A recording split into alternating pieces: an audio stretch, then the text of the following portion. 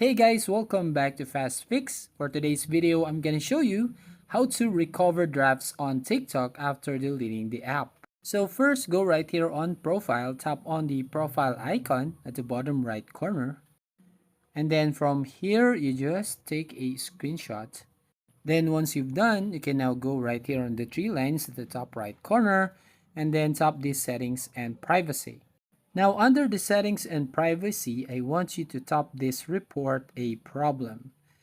Now right here, all you need to do is tap the search box and then use the search box to find the drafts. So just type right here drafts.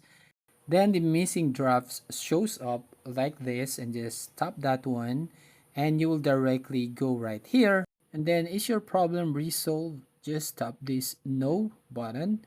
And then once you click that one, you just tap this need more help. Now once you click on that, you just wait for a few seconds. And then right here, you can upload the screenshot that you took earlier.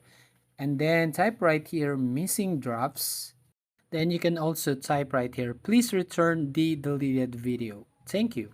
So after that, you can now tap on submit and then you have just to wait to 1 to 3 working days until the TikTok team reply to your concern. So that's it. If you find this helpful, please consider to like this video and subscribe to our channel.